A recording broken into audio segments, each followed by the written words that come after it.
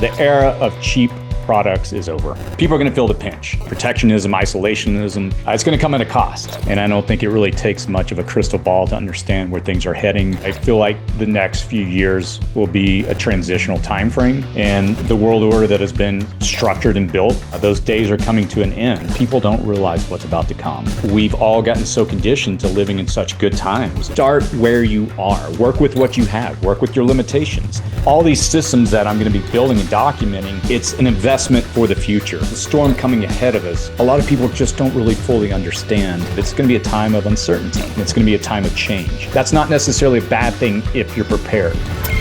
World War III is already happening. This is a house of cards, and it is in the process of collapsing right now. You're going to see an economic crash, the likes of which we've never seen. Hi folks, Canadian Prepper here. Today we have a very special guest, an old friend of the channel, my son, my long lost son, City Prepping.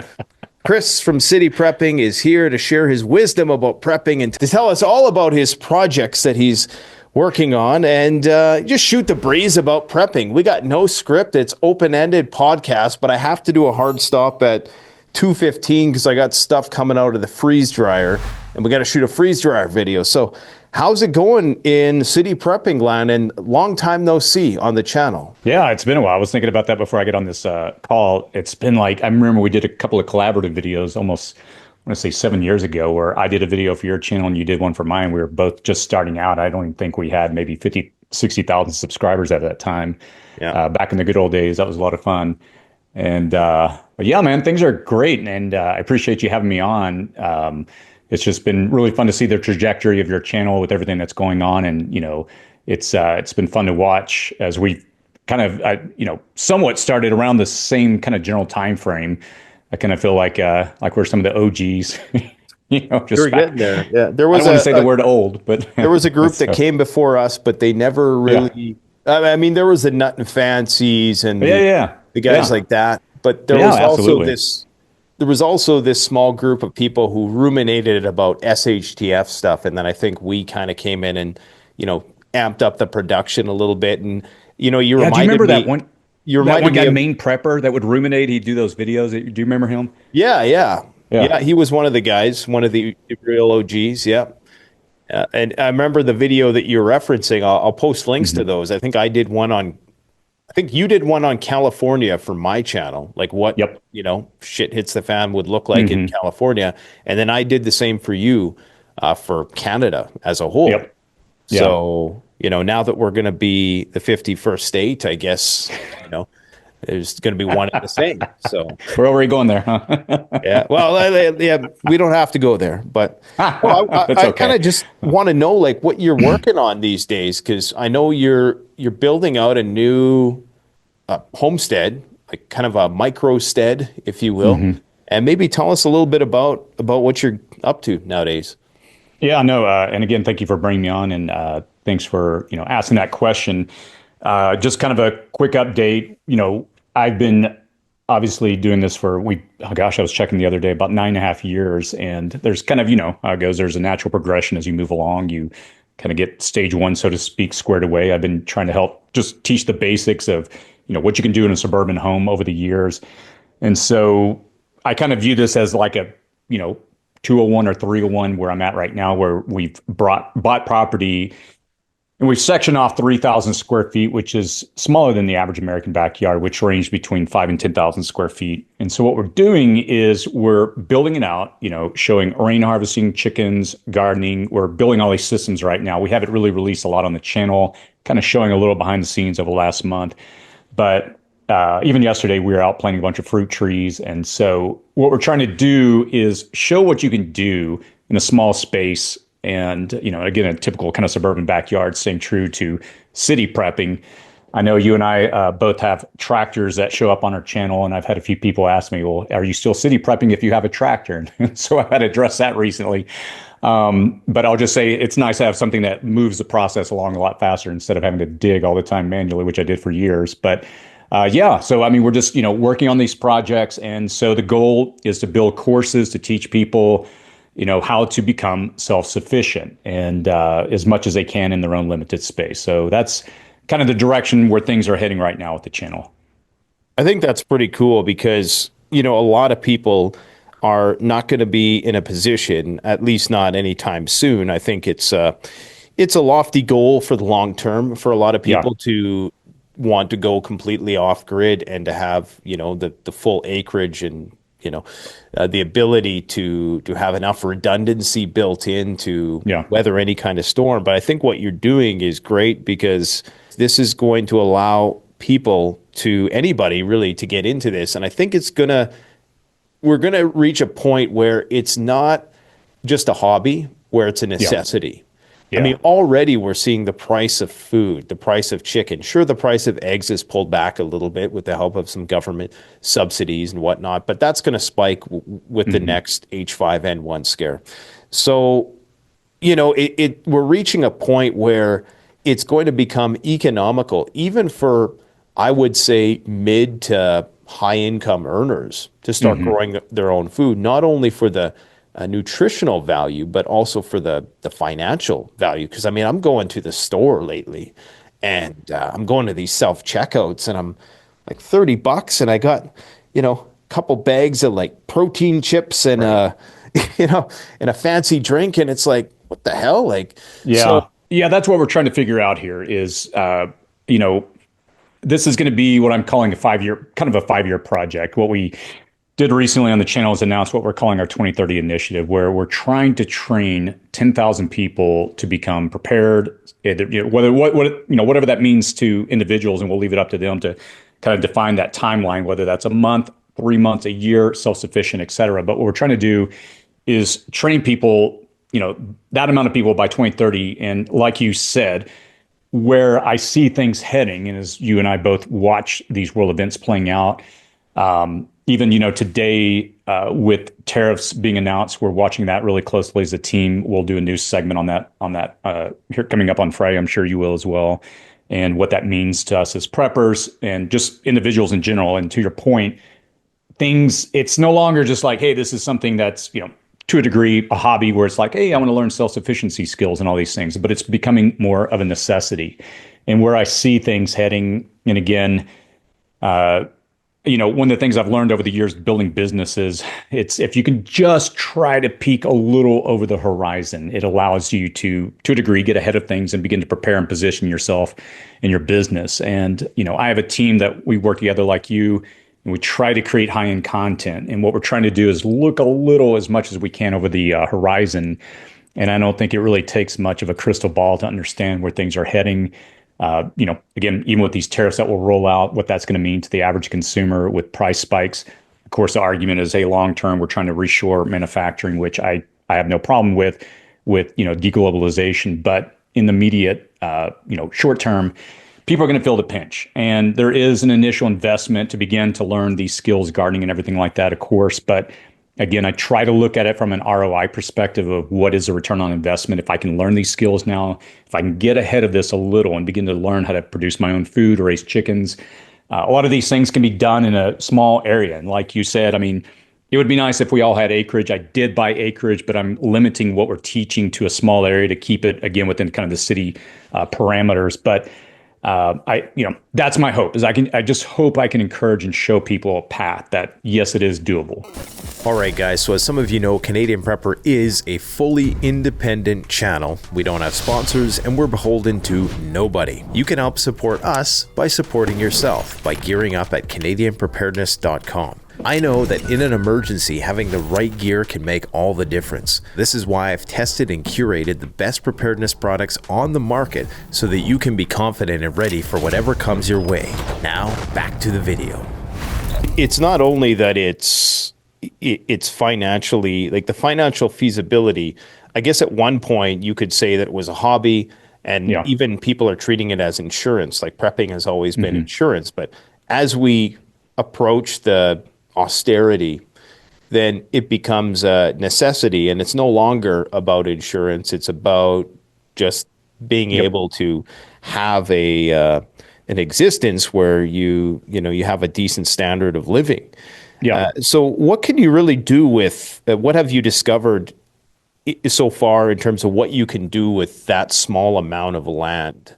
Yeah, and before I jump to that answer, I think it's interesting. A mutual friend of ours, Roman, over at Mirror Safety. One of the things I remember, I had a talk with him a few years ago, and he told me the story of growing up in the Soviet Union, and being there when he watched it collapse as a kid, and seeing how things quickly went from, they were able to provide for themselves to those that had gardens, had, maybe a little land out in the country to develop, the difference that it made for those types of individuals, that they could still produce their own food and take care of themselves.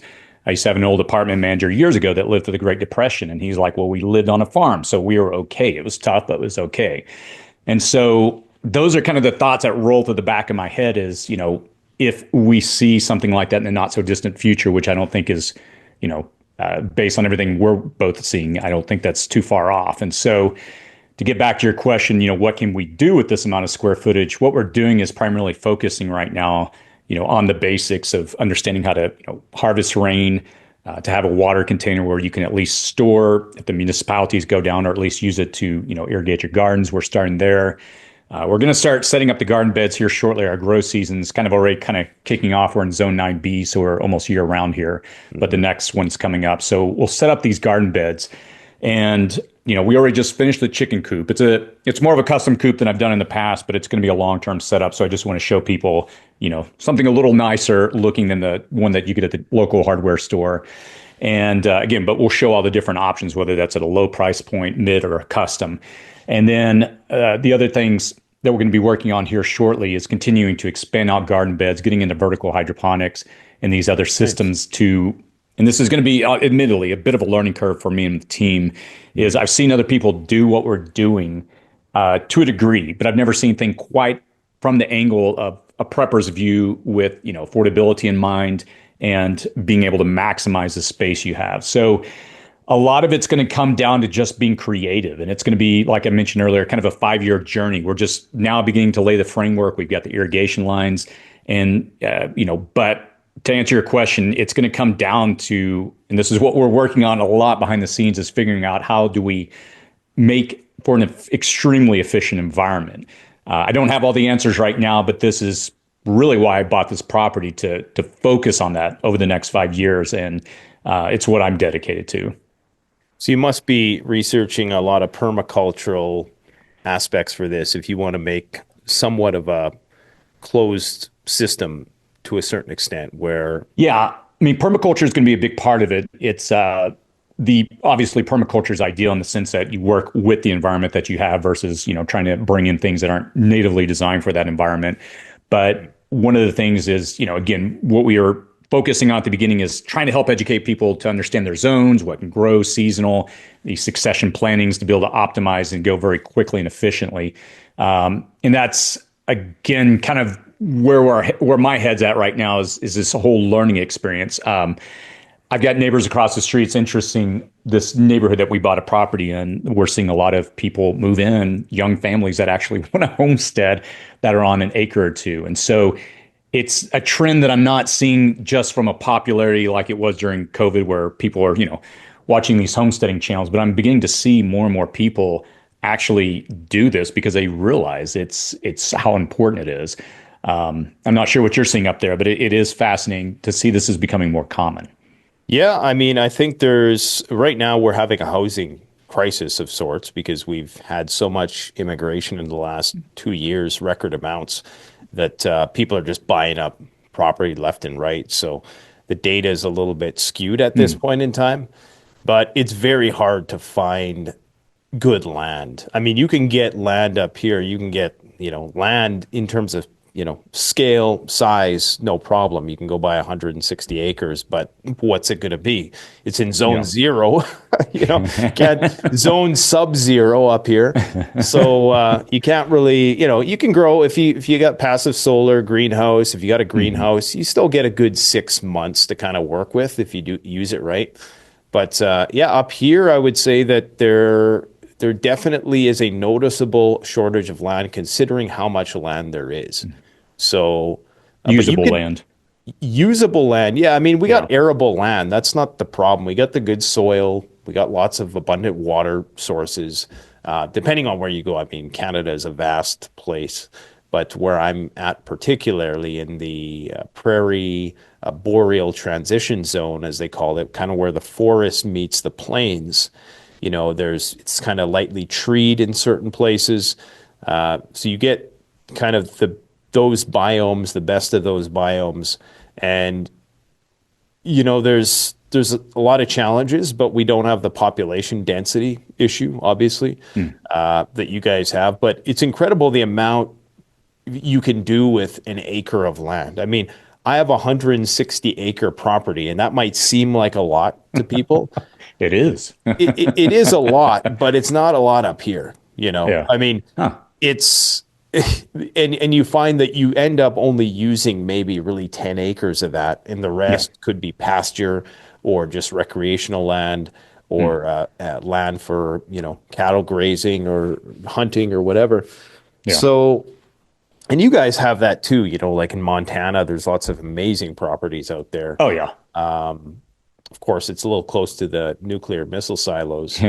Other than that, yeah. Other than that, yeah, we do have land out here, even in Southern California. I was looking about an hour east in my original search, and I was finding like 40-acre lots over and over and over that had wells already set up on them. Just to dig a well out here is around $50,000, and so I was like, oh shoot, they already have a well on 40 acres, and so I started driving out, and it's an area, unfortunately, that is a high crime, high drug.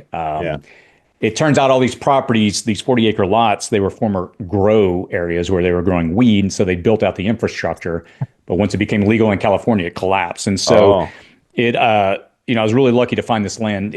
I'm just literally right around from suburbia. I can drive around the corner and I'm back in a neighborhood. So it's, when I started looking at the land, 160 acres, I can't even imagine. 2.5 is a lot of work, but yeah, 160, I'm not sure how you pull it off. It's a lot when there's not a lot of biodiversity, but we're talking maybe the majority is maybe half a dozen tree species and grassland. You can grow. It's used for growing the staple crops. Primarily half of it's treed, half of it's so it's that transition zone. But I think there's something to be said. I was talking to a guest yesterday who was talking about the importance of community, and there's an advantage in terms of what you're doing, finding a relatively small parcel, a couple acres or whatever, and as long as that's situated in the right spot, and your neighbors, is that going to be a component of this, the community aspect for you? Yeah, one of the things I'm again reminded of, because I used to have land several years ago, and it's a different mindset with your neighbors. People are much more willing to help. In suburbia where we currently live, I mean, people, they drive into the garage and they close it. They don't want to talk to you. It's it's kind of I'm a very sociable person, so I go out of my way to meet neighbors, and but it's interesting here in this neighborhood. What I'm finding very quickly is that everybody's willing to help at whatever it is. Hey, you need this piece of equipment. I have a neighbor next to us. He's a current Marine. He's in the Marine Corps, and they're building a homestead with his family. And I've got a garage full of solar generators, and that I do for reviews. And when the power went out here in the neighborhood, and it unfortunately does it a lot because we're in a high fire risk area, so they constantly shut off the power whenever there's winds. I go out, I distribute these to neighbors. I try to build, I try to help, and it's the old saying: if you want a good neighbor, be a good neighbor. And I'm just finding that people are reciprocating back whenever there's something I need help with. They're glad to step in any way. So community. I know here in our community, well, using the phrase community, within the preparedness community, there's often a kind of a lone wolf mindset, a lot of mistrust, which is, I understand. But the more I work with people around me and just build that relationship, just trying to help them, it's just, it's planting that foundation, sowing those seeds, it comes back. And that's one of the things I've tried to strive on. I'll try to, one of the things we're going to try to teach our own community we have a private online community, and we're going to do a whole series of courses on this very concept because it definitely comes up a lot.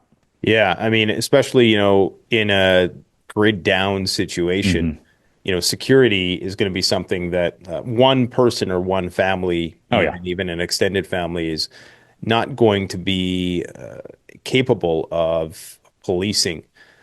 their surroundings, and it wouldn't take much for something to go wrong in that respect. So if you have each other's back, like a old neighborhood watch of sorts, like even that was something that I think needs to be brought back. I remember that used to be a thing in the 70s and 80s. And Yeah, yeah. I remember those signs like the had the big eyeball. I don't know what y'all had in Canada. I'm yeah, sure. same thing. Yeah. Oh, you had those, right? Yeah. Oh, I didn't even know y'all had signs up there. I just Oh yeah. There was even people who walked around and people took turns in the community and huh. yeah. Yeah, no, you make a great point. When I first moved in here, the house sat vacant for about a month while I was working on getting everything squared away. And unfortunately, there's a homeless community not too far away from here, probably about, I don't know, about 5 or 10 miles. And somehow, I guess word got out and they figured out this house was vacant. And so had someone show up on the property, security cameras caught it, and it was the one day I forgot to arm my alarm. And so since then I've set automation. But I literally left at like a certain time, and 30 minutes later, this guy starts, I see him on the camera. He was clearly on the forest watching me, which is, pretty upsetting in and of itself. But the point is, when that event happened, I ended up letting all the neighbors know around me. And so everybody got on alert. And, I found very quickly that everybody started communicating. I have a neighbor that lives right behind the lot. He sees the back. So anytime he hears a noise or anything, he's quickly, willing to help. So to your point, yeah, building those relationships, it has been so amazing here. They're willing to help and they're willing to watch out for each other. And that's interesting because everybody thinks that criminality is going to be very one-dimensional and confrontational, and typically it's going to be asymmetric. It's going to be a situation where a person is surveilling you for extended periods of time. And when you're a criminal, you have a lot of patience when you're engaged in criminality.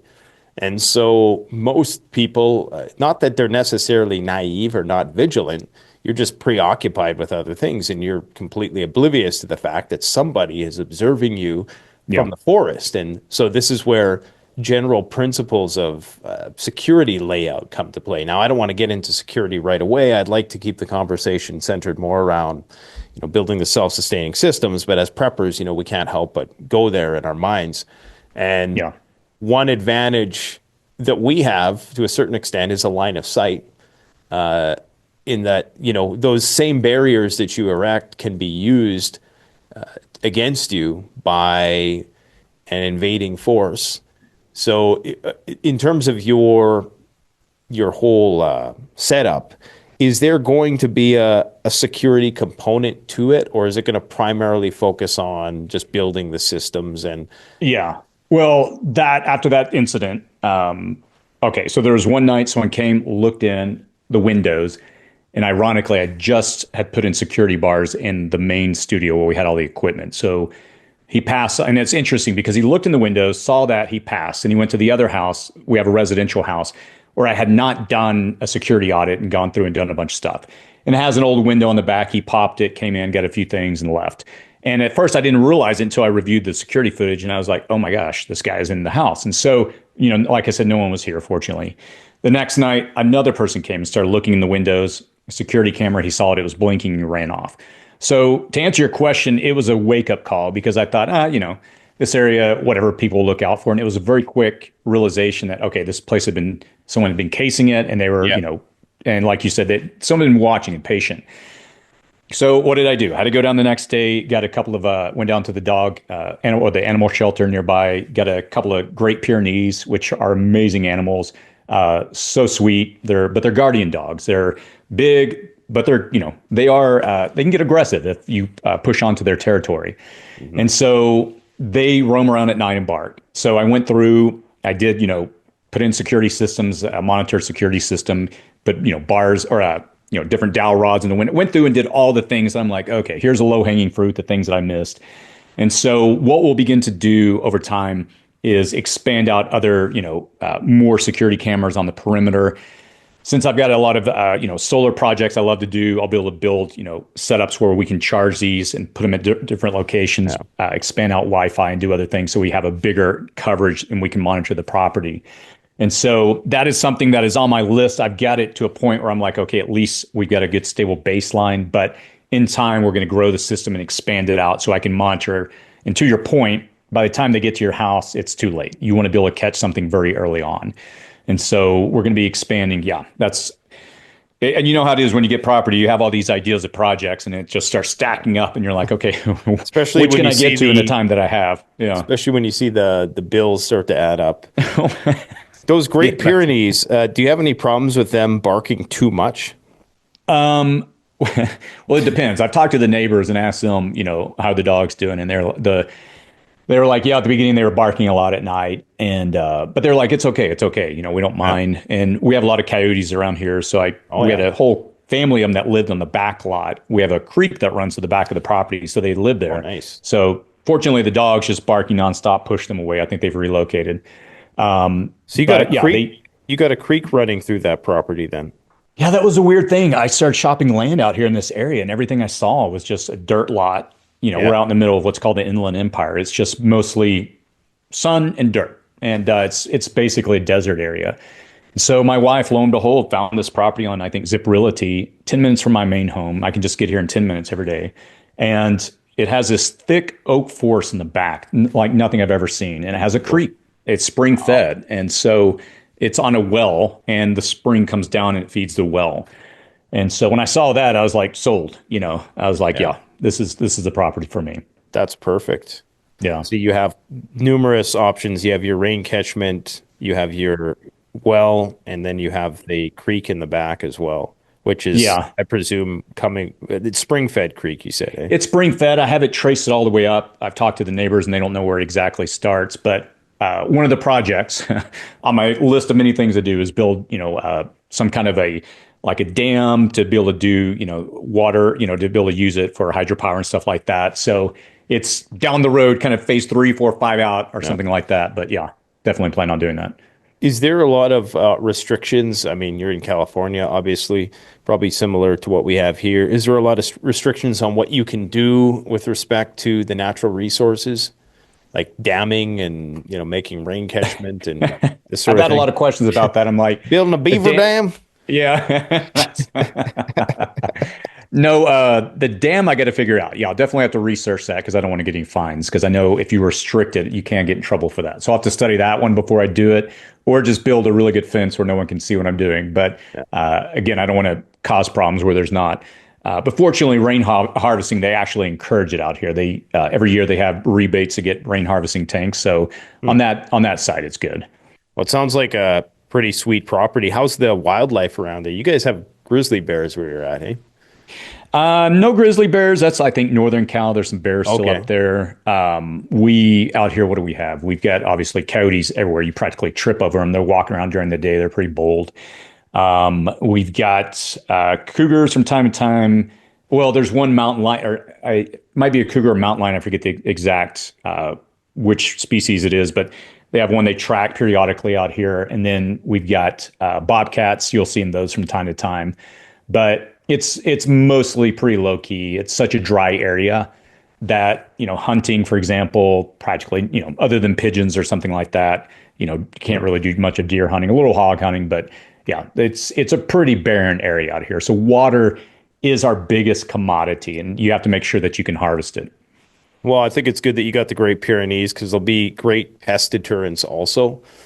As much as they can be somewhat of a nuisance. I know my dogs can be a nuisance sometimes with their barking, but keeping the coyotes at bay, especially if you plan on getting chickens. So you're going to be putting a chicken coop in and... So the coop is up. We just finished it last week. I debated, like I said earlier, just going down to like a tractor supplier or just a local hardware store and picking up, the easy to assemble. I've used those before and they're great, but I wanted something a little sturdier since we're kind of, out here in the country. And relatively speaking for the area, but we found a YouTube video, and I was going to do a video on it, but I was with every other project, I was like, I just don't have time to document this. So there's a YouTube video this guy did a few years ago. It's really well done. It's if you Google how to build a modern chicken coop, and so we just followed his plans, built it. It's designed for 6, and the chickens, I got those 8 weeks ago, so they're now at the age where they're ready to transfer. They've got the feathers. We'll switch over their feed to more of a grow feed here shortly. And so I've got a few finishing touches I'll do on the coop this week. But after you and I finish this interview, I'm going to go back home and finish filming up a video on how to raise chickens from, baby chicks. We get them at 3 days old. And so we'll kind of start the transfer process hopefully next week. Well, that's perfect because this is going to be my first foray into chicken breeding here right Oh, away. really? So because we got so much space, I mean, I could go. I'd like to not only have egg-laying chickens, but also meat chickens as well. Make chickens, yeah. So I'm Yeah. thinking, getting a reasonably sizable flock. Now, I probably will just build a pen that is, nothing that's prefab, just chicken wire and Okay. 2x4s and stuff like that. But in terms of the chicken coop, that's where I might need to, because I don't know if I'm going to have the time to build something out. Like, Yeah. do you have any recommendations for something that's prefab but sturdy, that's wind resistant? Because you get a lot of these things nowadays. They're basically like cardboard. Okay, so yeah, I did a lot of research prior to building this one. And again, you can go down to your local hardware store. I don't know in Canada what they have. I'm sure it's custom to your environment. Down here in Southern Cal, the weather's just obviously nowhere as Yeah. extreme as yours. So they're pretty thin. The ones I've used out here, they're definitely not sturdy for what you're trying to do. I went on, I don't know what your area is like around here. We have, Facebook Marketplace where you can find, people that have or sell things, or like a Craigslist. And I was able to find people that built custom chicken coops. The time frame was a problem. They were several months out. They were booked with the price of eggs going up. Everybody's Yeah. trying to get chickens now. Yeah. And so those are definitely sturdier. I did see at Costco, I don't know if they have them anymore, but they had a coop that it wasn't cheap. It was supposedly built by the Amish. It's just a coop. It's not the run where you could, build a run like you're explaining and then put the coop inside of it. But for your particular situation, unless you can find somebody that could build it custom for that type of condition, you might have to go the custom route. And it's not that hard. The one we have is a little more fancier. We just want it to look aesthetically appealing. But Okay. yeah, for you, and by the way, raising chickens, if you haven't gotten into that yet, this is our third batch that we've raised, and they were so easy. Just give them food and water, and they Yeah. pretty much take care of themselves. So yeah. Yeah, well, I was thinking, have you ever considered using like a shipping container, like just ventilating it? And For that application, no, but I could definitely see for your situation, as long as, I mean, in our area, they don't allow, it's a very kind of unpermitted area I'm in, but the previous owners, when we bought this, prior to us buying it, they had a couple of shipping containers. And I guess during the open house, someone saw it and they called it into the city. So they, they would take it off the property. I was kind of can't do excited. that. I was like, oh, leave those behind. I can actually use those. But that would not be a bad idea, especially given your condition, your weather up there. Yeah, the more insulated and more of a shelter, that would probably work for your situation. cool. And what are you doing for power generation? Are you going to put solar panels on the roof on that thing? Whew. Well, I love solar. Yep. That's I've done enough videos on the channel. I've had to pull it back here in the last 3 months. I got to the point where I did a deal with EcoFlow last year, and we had 8 videos that we agreed to last year. And toward the end, I was like, I can't do any more solar. Yeah. Please, God, let this end. So It's a saturated market, to say the least. it is absolutely. I love it.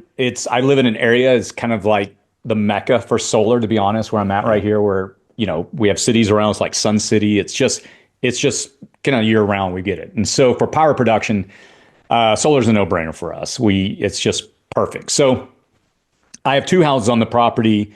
The house that I work at, the studio where I have my studio and then my office, it looks like a barn, but it's a house. And I've got 2,400 watts of panels, and then I've got batteries in the garage, and run the whole house off that with 240. And it's pretty capable. And then this house that I'm in here, we're currently setting up a professional custom build. We're just going through the permitting with the city, but we'll have this set up on, batteries and solar here pretty soon. And then we have a well house down the hill, and I just recently set that up on solar and batteries. And I'll do a video we'll release in a couple of days showing that setup. But yeah, I'll look at wind, and I'm going to try to figure that out. But solar is just, with the price of panels right now, it is just, it's a no-brainer. How about you? What are you doing up there for that? Well, I did put in a 20 kilowatt system last year. So Nice. it's a big ass system. It's got the dual-sided solar Bifacial panels. Yeah. Yeah, bifacials, yeah. And I still have to up the storage. Like we have 50 kilowatts of storage, which That's not bad. sounds like a lot, but when you're running a heat pump in the Oh, wintertime, yeah. you Heat, know, anything electrical that requires, or a heater that requires electricity, yeah. it drains it super fast. Yeah, like we have in-ground like in-floor heat and it's really just the energy to run the pump is what it Yep. is. That requires an immense amount of energy. And then if you have a few days of cloud cover, so this 50 kilowatts might only last us a day in some cases if it's minus 30 up here. So we're tripling that. So it's going to be 150 kilowatts, Nice. which Wow. is, it sounds like a lot, but when you think about it, that's like near what's in a Cybertruck. Oh, So yeah. it's a lot, but in terms of like, and this is why I encourage EVs, and this is why I really wish, I know Ford's done it, but I really wish there would be like a prepping EV. And a company contacted me not too long ago. They wanted to create a jailbroken EV, and it sounded like they had, it wasn't just a pipe dream. It sounded like they were kind of further along in the planning, but something that can be dual purpose like that, or just make an EV that is going to be able to double as your whole home battery pack. And, because Yeah, having an EV is a great way to store energy if it's bidirectional and you can take that exactly. energy out. So that's what I'm doing is just, getting that system all dialed in. Nice. We've considered wind. There's a few interesting options coming on the market.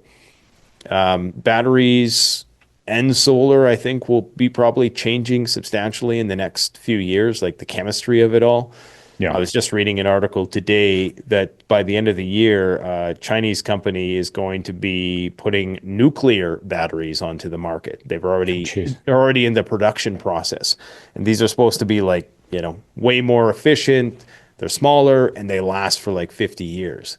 Dang. So that's what's going to power the hunter killing terminators in the future. Our Right? overlords that Yeah. will. Isn't it just a coincidence that right around the time that Yeah. these killer robots, these humanoids start taking over, all of a sudden we got batteries that can power them. Yeah. Right. Yeah. So that's what I'm doing on the solar front. In your opinion, in your honest opinion, I know you have a deal with EcoFlow and whatnot, but Well, it was just last year I did work with them, but yeah. you've reviewed a lot of these. I mean, me and you are back in the energy days when Energy tech. Yep. when the first Kodiak came out. Yep. That was the only kid on the block at that point Right. in time. Remember? Isn't it Yeah, Gold amazing Zero how had far some, we've but they come? were using, yeah, Gold Zero they had, but they were like old Yeah. battery chemistry. And then, yeah. It was Yeah. garbage. Uh-huh. Yeah, and they used to be the top dogs, and they just so. What, in your opinion, is the best battery? Because I've been solicited by these companies all the time. Blue Eddy just contacted me. They're like, "Hey, you want to test Yeah. this thing out?" I'm like, "Ugh, here we go Yeah. again. Do I want to do it? Should I do it? What do you think? What is the best brand?" Well, trying to think, make sure I don't offend anybody. So honestly, Maybe they're all the same. Maybe they're all well, okay. comparable. I don't know. Yeah, so I've had a good long-standing relationship with EcoFlow, and they have really led the charge, no pun intended, in this whole market space. Jackery used to have dominance. I don't know. I don't know. I'm not privy to their information, their financials, but I'm got to believe that EcoFlow's pushing up there, one or two. And it's well deserved. I really like their products. I love the technology. They've really been ahead on app features. In those, I know within our community, some people are like, an app's not important. I've just tested so many of these units, and having the ability to control things remotely and stuff like that is come in handy a lot. I'll monitor and stuff like that. But EcoFlow, I have zero issue recommending them. They've just, like I said, they've done a phenomenal job. Jackery is really, they've really upped their game a lot. I'm really impressed with the direction they're going, especially with their new home unit. It's a good introduction level if you don't want to have to build a big custom setup, go through permitting and stuff like that. And Anchor is the other one that you got to keep an eye on. They're really making a big push into the market. I'm going to release a video here in the next few days on their new F3800.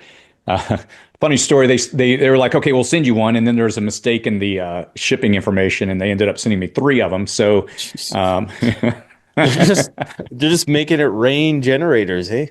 I'm seriously tripping over them here. And These so, Chinese companies. But what are you going to do if the tariffs come in? That's the thing. So everybody, yeah. I would encourage people. It seems like they're everywhere, and you're tripping over them in your house.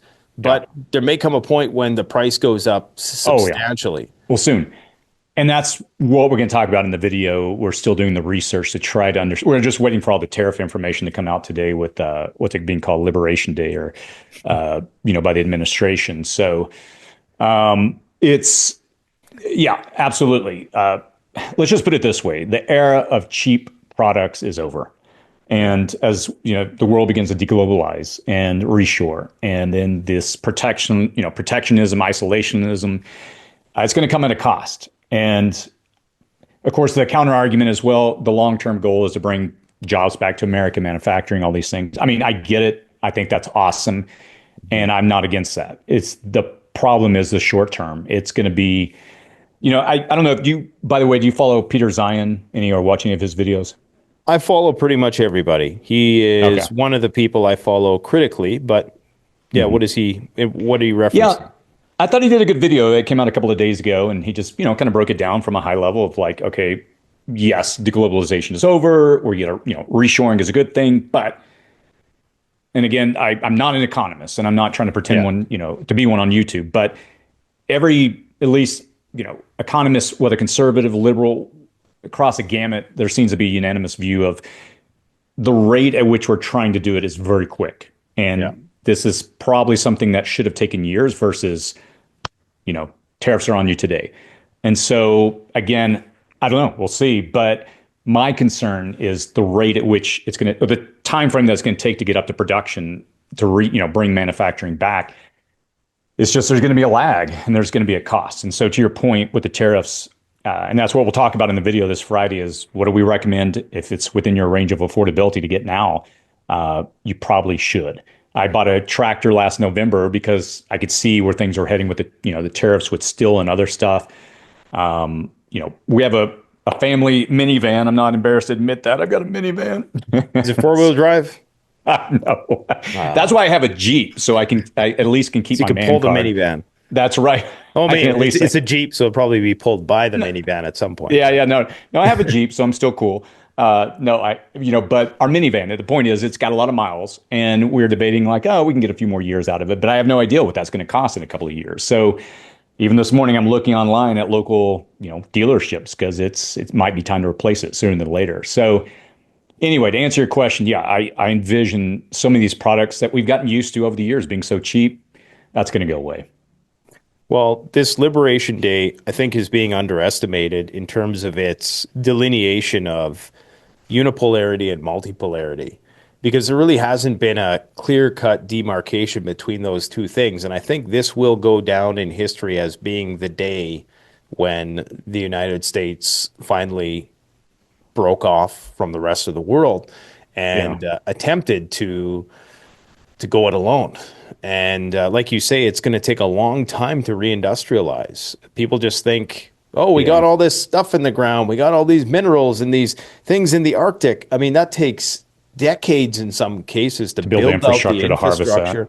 I mean, even in Greenland, of all places, I mean, having to, drill and, do all these industrial projects in cold conditions like that. It's going to take years to bring that stuff online. Now, the logic, I think, with the current Trump administration is, look, if we can crash this sucker fast, and then maybe towards the end of the term, when people start seeing growth, we can say, oh, well, see, it was all worth it. I think they're hoping that there'll be an expeditious economic boom that happens, and it'll be fast enough that, whatever sort of pain is brought will be somewhat remedied towards the end of his term. But there's no guarantees that if something pops off here, if oil goes to 300, if China says, you know what, we're not going to send you all of the components that you're going to need to reindustrialize because we know this is where you get all that stuff, right? Yep. Like there's so many things that could come of this trade war. And if you do have a trade war and you're trying to reindustrialize, it's going to cost you more money to bring in the components to reindustrialize. So unless there's a lot of exemptions, Like you say, Yeah. this, I agree that Yeah. onshoring things is a good idea. I mean, that's like the prepping mindset, but for nations is to not be isolationist per se, but to have self-sufficiency. And because we've sanctioned our adversaries for so long, like Russia, China, Iran, they've all had been forced to develop those systems over the years while living in immiserating, austere circumstances. And now they are going to have the upper hand because all of their systems are already just coming Yep. online.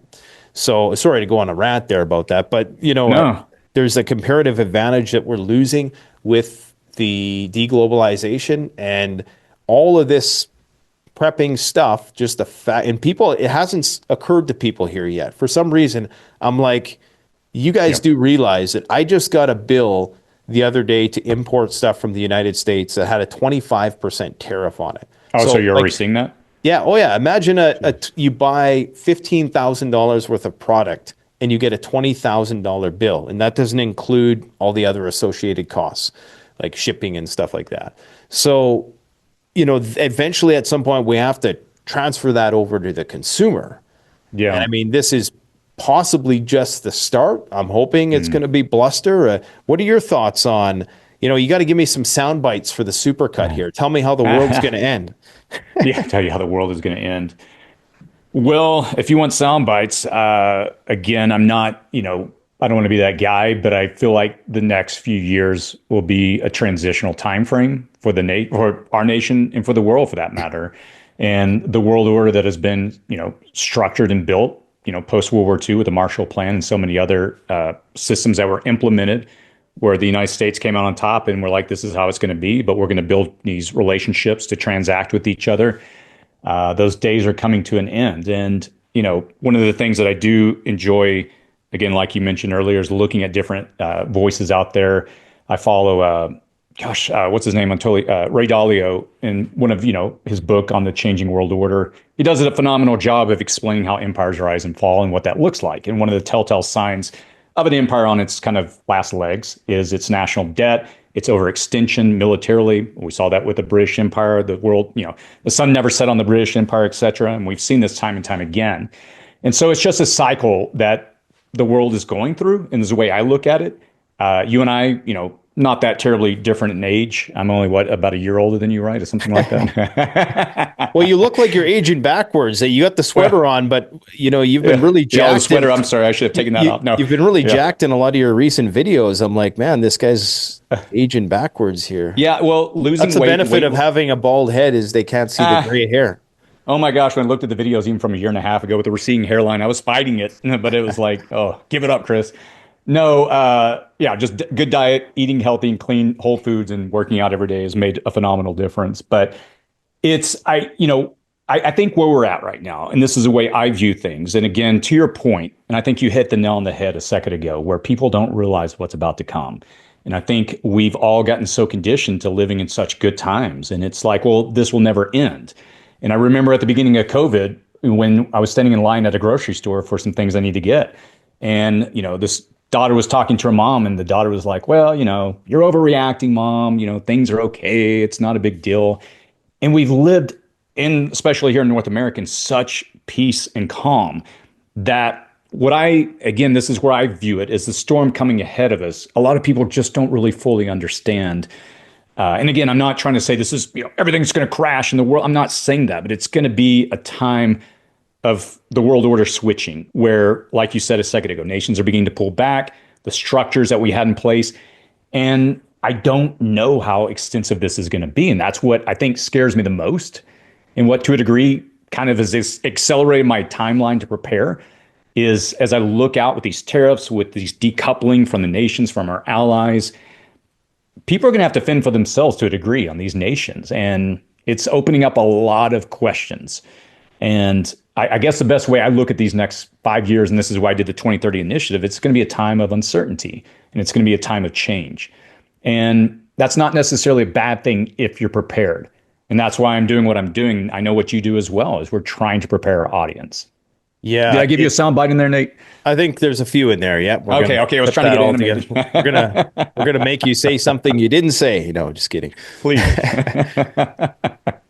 Yeah, you mentioned Ray Dalio. Now I know Ray Dalio dabbles in precious metals and things like that. Hmm. That's not something you frequently talk about on your channel. I know you've been more of a crypto guy over the years, or maybe not more of, but I know he has recently is suspected as making some rather large precious metal purchases because Has he's he? been, of course, talking about this transition for a long time. And you can only imagine a guy like that is Sure. hedging his bets. Of Has that course. ever been a part of your plan? Okay. So I guess we kind of go into a discussion about investments. What do we do with our money? What do we do to prepare? We're just dabbling all over with prepping, Yeah. No, one of the checking things that you used to boxes. say on your channel a lot, and it always took to heart is, this time that we're in, right? It's the good times. And it's like for example, you can go down and buy a bag of rice, and how many calories is that? And it's at what price point, and what would that take to actually produce that on your own? I mean, it's such a huge difference. It just makes sense to invest in these things now. And the point I'm making is that where I see my money right now is like, what can I invest in that will prepare me on a real physical level, like building the garden beds, setting up the chickens, the rain harvesting, the solar, all these systems that I'm going to be building and documenting. To me, it's an investment for the future of where I believe, and this is what keeps me up at night, is what I believe is playing out over the next 5 years. And it's not that I'm scared, but I do realize, and I hate to use the word phrase, keep me up. I stay up at night because I'm so excited for these projects that I'm working on, honestly. I'm always thinking, what are we doing next? But to the point about precious metals and investments, yeah, I dabbled in crypto some, learned some hard lessons on that. And I still have held a good chunk of mine. I'll probably hold it for years. And I see it as a long-term investment. But precious metals is one of those things where, again, why I don't bring it up on my channel is because I don't want to get into, speculation. Because I would hate to tell people, hey, go buy X, Y, and Z that may or may not pan out. And they buy it and then it crashes. And I'm sure you have had this as well, but I had companies reaching out around this time last year and they were like, hey, we'll offer you six-figure, deals if you'll, promote our precious metals, our website on your channel. And I turned them all down because I don't want to lead my audience into, hey, here's a sure deal, because I don't know, and I would hate to advise somebody to go invest in this. I think in most of those, by the way, were like gold Roth IRAs and stuff like that, where IRAs where you tie gold into, and I'll probably do a video on that pretty soon because it's a massive scam. It's a huge scam. But holding precious metal by itself, I think that's a good idea. It's just, I really don't know. I just don't know how it's going to play out. But I do know Yeah. getting my food in place, getting these systems built, to me, that is more valuable. Yeah, That's how I view it, at least. yeah, that makes sense. I mean, I've had many companies solicit me for wanting to promote gold or become an affiliate, and Yeah. that's something I've been reluctant to do. I think I had done it for a while, but I have certainly been referencing gold in the very least as a barometer of social chaos, I call it, for the last 18 months, back when it was in the 1500 to 1800 range. And it seemed quite clear that it was going to be something that would continue to rise as instability increased. Now, yeah, I would never, you have to always put that disclaimer in there. Hey, this is Yeah. not financial advice and you probably shouldn't do this, and never telling anybody anything definitive in that respect. But, it seems as though that's where a lot of the money is moving. And, take from that, whether or not that's going to be a trend that continues. I think silver is still lacking in a lot of respects, lagging Hmm. gold. So, it's a part of it. But, at the same time, I would say that if you don't have those self-sustaining infrastructures in place, like you're saying, that would be where I would be investing as well. Absolutely. Because you can't I go mean, if you want wrong. to get into, yeah, if somebody wants to get into precious metals, I would say, hey, go for it. Just know that, like my uncle used to always tell me, he did a lot of investments for years, and he said, only invest what you can lose. And I thought that was sound advice, and it's played out a few times that way over the years. But unfortunately, long term, I've done pretty well with investments. But yeah, gold. When I went to Afghanistan in '03, I did NGO work. I was there for 3 months with a team of physicians, and they told us, hey, before you come, buy a 1 ounce gold piece and put it on a necklace, have a bracket. You can get like a little, little necklace with a, what am I trying to say? A little thing you put over it so you can hang it on your neck, right? Yeah. The point is they were like, just carry it in case you ever get in a situation where you have to negotiate your way out. Maybe gold would be, to your advantage. And I bought a 1 ounce gold piece. It was 350 back in '03. I haven't even checked recently. What is it now? 331? What is it at now? It's about approaching 10 times that amount. Yeah. It's beat the Okay. S&P 500.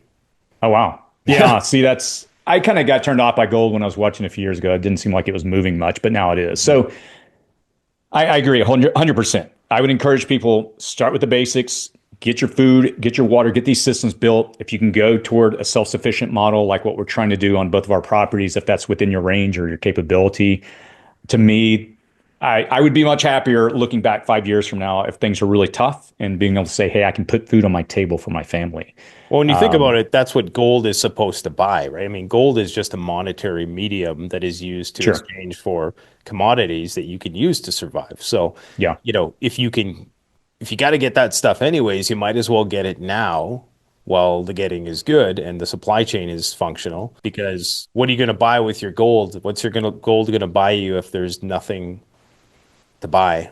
Yeah, it's something that I probably honestly should look at more closely. I've just been, and I mean, my story. I did get burned pretty heavily on some investments a few years ago, so I'm always a little like, when it comes to money now, I'm like, okay, what can I buy that I know will serve me and will help better my future? And that's kind of where my mindset is right now. But I'm not opposed to people buying precious metals. Generally speaking, historically, it's the safest investment because it's not really an investment. It's It's a medium of exchange. Yeah, it's foundation just- of the financial system, really. Right. So there's going to be those long stretches. Like I think it was like from 2011 to 2020, it really. just barely moved. Didn't Yeah. even move, at all, really. Just moved sideways or down. Yeah. And Yeah. I guess the argument is that during those periods of times, the currency is going to be stronger. So, like that 1 ounce of gold, you may think that numeric value doesn't buy what it used to, but it actually bought more, perhaps. So it's like the whole idea of 1 ounce. So if gold is 3,100 right now, that means that it buys pretty much more or less the same as what it would buy back in the year 2000 when it was 500. So Oh, right. in terms of like the property prices, you're seeing that, just Sure. the general cost of everything. But inflation has been so heavily suppressed. And I made a video about this probably a few months ago about the true inflation that's occurring. And there's so many deflationary factors that people are oblivious to right now. That, like, whether it's cheap labor, the supply chain, relatively cheap energy, immigration even actually works to drive prices down in some ways, not for housing so much, but in terms of providing cheap labor, automation. Right. All of these things work towards suppressing prices. So what happens when one of those things is removed? Which Yeah. is they're going to start seeing them removed. We're going to see prices skyrocket, and I think that's really gold. People may look at their portfolios if you have paper gold or if you have physical, and they might think to themselves, "Oh, I'm this much richer," but what does that dollar value actually buy? A lot less. If you're a millionaire 5, 10 years from now, what does that mean? If everything, What the does it house- mean now in a lot of places, really? Absolutely. I mean, being a millionaire now, it might buy you a little time, but unfortunately, something in America, for example, you have a car wreck or you get injured. I mean, you could get wiped out immediately. So, and just the cost of everything rising, it just as it goes far. And so having money in the bank, in my mind, given me a high sense of security. What I'm looking at is what can I do? What can I buy? What can I build that whatever happens next, I've invested and I've built these systems in advance to weather those storms, whatever comes, if things continue to rise in cost.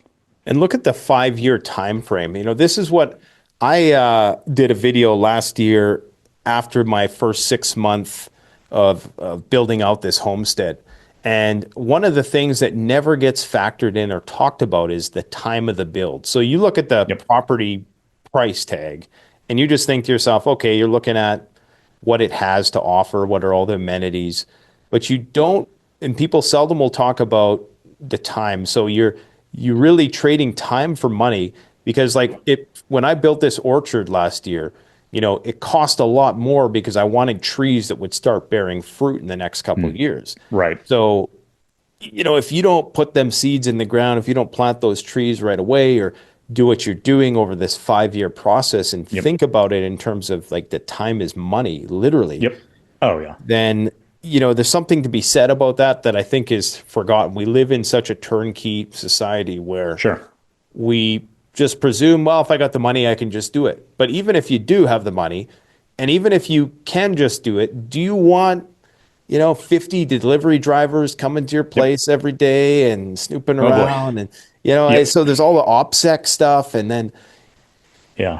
have you Yeah, no, you bring up a good point. I've had to deal with the same thing. I bought this property in July of last year. It was like, oh yeah, we're gonna hit the ground running. We're gonna do all these projects.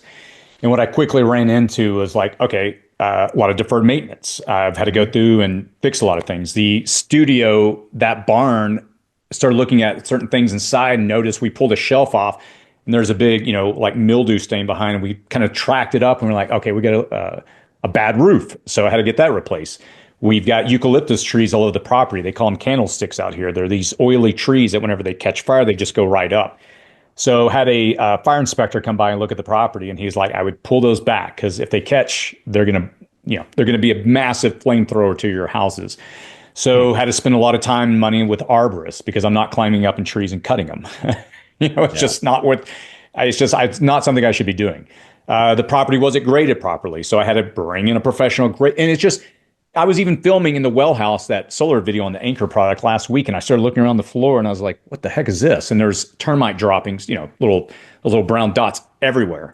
Fortunately, I have a contractor that came in and was able to fix it. But the point I'm making is just it's been one thing after the other that I originally was planning on just buying raw land and building it. I'm so glad I didn't. Because even with this developed, and I've got about 7 months into it just fixing it up to get it usable. That's taken a lot of time. But had I gone through permits and all these things that would have just eaten my time, you feel like you become a general contractor. You have to run all these projects, run the crews. And in saying that, anybody that's wanting to go off grid and begin to do this, going down this path, it takes a lot of time. It's the thing that, a lot of, your time is valuable. And like I always tell people, you can lose things in life, but you can't once you lose time, it's gone. You can never get it back. And you have to factor that in. Yeah, no, that's a great point. So I always try to encourage people, like, just start now. And Yep. I think a lot of people, one of the mental barriers, because a lot of people are panic preppers, they're impulse sure. preppers, and just human nature. Most Sure. people don't have that inherent wisdom like a lot of our viewers do, who understand that even if we get a period of relative peace and stability, that like it doesn't take a lot to have a high level analysis right now and understand that things could go bad really fast, and that we need to continue down this path regardless of who's in power or what. So I encourage people to not get hung up on the fact that, okay, I can't afford everything now. Well, the fact is you're not going to be able to do everything now. Just start with one thing, do it piecemeal. I mean, I have these ambitions to build an orchard, to fence the property, to put cows in, to do chickens, to do, a pond and all of these things. Right. And if I was to look at the dollar amount that it's going to cost me right now, I'd be like, well, that's impossible. Not feasible. Sure. But if I look at these projects one at a time as I can do them, because I can only do one or two of those things a season. So, just starting now on something, and you made a good point about raw land, if you take how hard it is to do this stuff now, while the with supply chain infrastructure is in place. functional, imagine how hard it's going to be to do when, the cities are burning. Yeah, it's, there's a Navy SEAL philosophy that, under extreme duress, the goal is to look at the next 5 minutes. Just figure out how to survive the next 5 minutes and what you have to do. And, that philosophy has been helpful because when you look at the big picture of everything that has to be done, the price, the time, I'm going to be 50 this November, and, I begin to look at time much, much differently than I was, even a few years ago. And I've realized that, it's moving and it's faster. And, I may not be able to do what I can do in the next 15 years. Maybe I have physical limitations. I don't know. So all I do know is what I have in front of me, and I'm going to take advantage of it. And, it's what I encourage my audience to do, what I'm always try to do at the end of most of my videos when we have, for example, in our news segment, it's heavy a lot of times when you look at the world events, but I always try to end with a word of encouragement. It's just do what you can today. If you can't start a garden, put a windowsill garden, just plant a few herbs. I don't know, something to get you in that movement. Yeah. And I'll finish by saying I had an old neighbor in my first neighborhood years back. He used to live in the Philippines. He was a missionary there, and is fascinating. When he moved back to the States, he learned so much in the Filipino culture of learning to do so much with so little.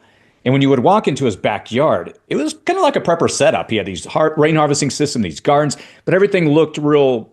It just didn't look polished. I'll say it that way. It just looked like he got scrap from places and just built stuff.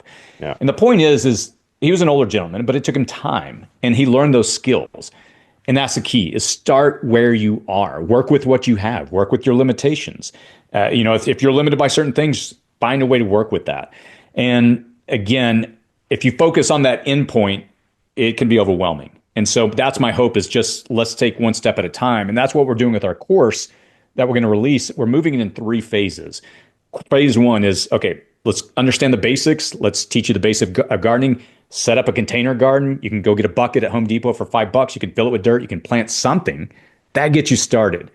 You know, how to plant a basic tree. Hook.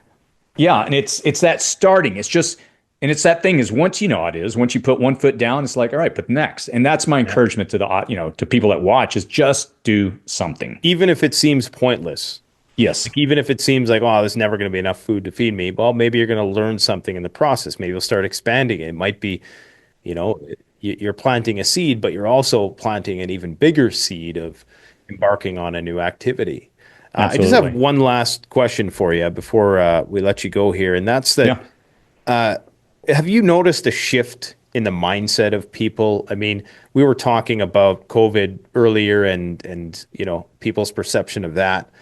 Have you noticed that people have become complacent, or are you seeing like an increase in interest in preparedness? Like, is there an interest in the self-sufficiency component more, or is there still a bug out bag culture out there? Like, I mean, I know from looking as a YouTuber, but sometimes, our vision gets skewed because we're viewing it from one perspective. I'm just curious to know what you're seeing on your channel and in your neck of the woods there.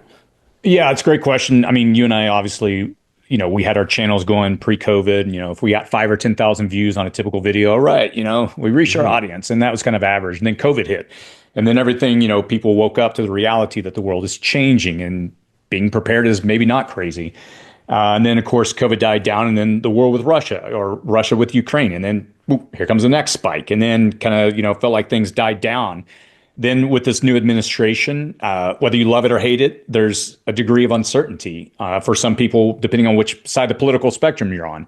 So I've kind of seen a resurgence here as of late, where with the tariffs, with so much that's changing very quickly, people are realizing, oh, maybe I should prepare. And I don't know. I haven't gone out and done a poll, but I feel like I'm seeing more of a centrist positioning in, at least from a political perspective on my channel, where I'm seeing more of an audience that typically would have been very far right at one point.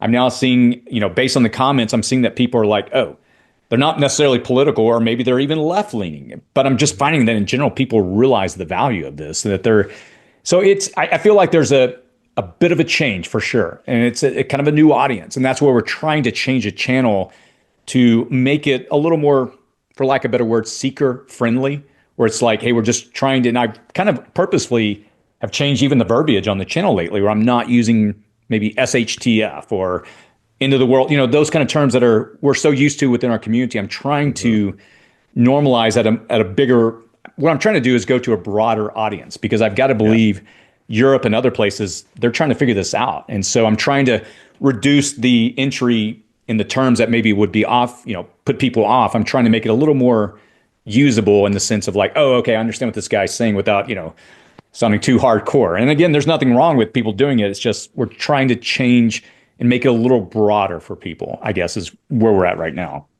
Well, you want to make it shareable, I think is the thing. And one thing I've always struggled with is like, do you cater to the average prepper who's perfectly fine with the verbiage, understands the true gruesome nature of SHTF and all that it entails, and is willing to, prep from that point of view? Or do you tailor it to the average person who is perhaps slightly more conformist, a little bit more unsure as to whether or not how they're going to be judged as a result of doing this? And it really comes down to, are they willing to share your content in a way that they don't feel embarrassed? That's really what it comes down to. Yeah. So if somebody might not want to share alerts, World War III is starting, right? But they might be more inclined to, even though I stand by it most of the time, right? Like, in hindsight, maybe I was off the mark occasionally, but for the most part, I think we're pretty accurate on our prognosticating.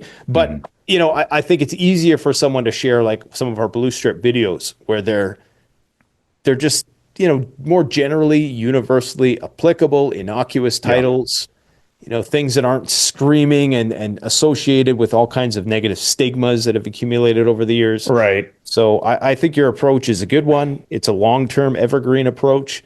And, I wish you the best of luck at it, man. Oh, I know. I appreciate it. I'll finish by saying, I feel like to a degree, I feel like I'm just beginning at a whole new level. It's been really exciting these last even year or so. And I don't know, I've kind of got a new fire lit under my seat, and nice. Yeah, I'm excited. I just feel like we're only getting going here, and I'm excited to see your arc and where you're going. Now you're fit. Jacked. You're still getting those PRs every day. PBs, I should say. Well, it's the joints that are getting me now, so you'll see soon enough. It's my body wants to do more, or my mind wants to do more, but I'm starting to learn to enjoy Advil a little more. So, hey, well, but I'm not giving up.